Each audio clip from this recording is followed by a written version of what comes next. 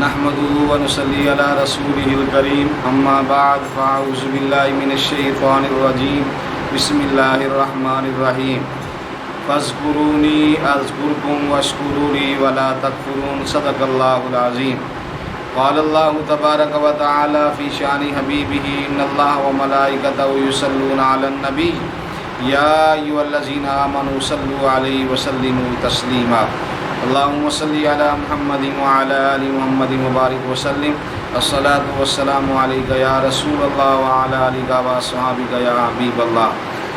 آقا علیہ الصلاۃ والسلام کا فرمان ہے، جہاں پہ اللہ کے نیک بندے بیٹھ کر ذکر کرتے ہیں وہ مقام آسمان والے فرشتوں کو ایسے لگتا ہے جیسے زمین کے اوپر رہنے والے لوگوں کو آسمان کے ستارے چمکتے ہوئے نظر آتے ہیں۔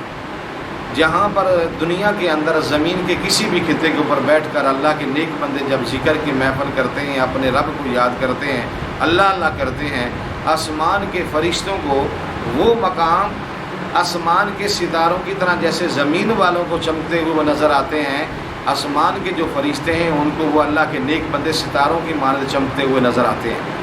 آقا علیہ الصلاۃ والسلام نے فرمایا، فرشتے دنیا کے اندر گھومتے ہیں، تلاش کرتے ہیں کہاں ہیں وہ لوگ جو اللہ تعالیٰ کا ذکر کرتے ہیں۔ جب ان کو دنیا میں کوئی ذکر کی محفل مل جاتی ہے پھر ایک دوسرے کو آواز لگاتے ہیں، آؤ ادھر اللہ کا ذکر ہو رہا ہے، ادھر محفل ہو رہی ہے، پھر وہ سارے فرشتے وہاں پہ اکٹھا ہونا شروع ہو جاتے ہیں۔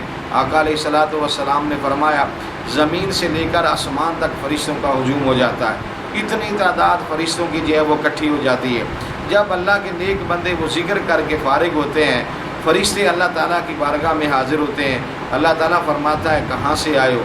فرشتے عرض کرتے ہیں، یا اللہ ہم فلاں جگہ پہ گئے، وہاں تیرے نیک بندے بیٹھے ہوئے تھے جو تیرا ذکر کر رہے تھے۔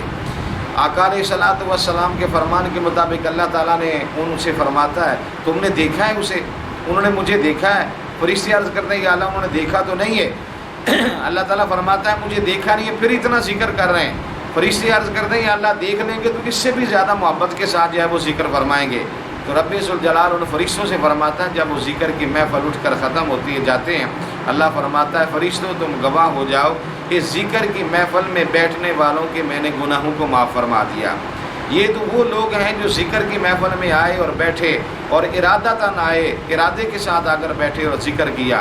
آقا علیہ الصلاۃ والسلام نے فرمایا، ایک بندہ ویسے گزر کے جا رہا اور وہ اس کے کان میں آواز پڑ جائے یہاں ذکر ہو رہا ہے، اللہ تعالیٰ کے نیک بندے بیٹھے ہوئے ہیں، وہ ذکر کی محفل ہے، تو وہ آ کر ویسے بیٹھ جائے یا کسی انسان کو ملنے کے لیے اس محفل میں آ کے بیٹھ جائے، اس کا ارادہ نہ ہو۔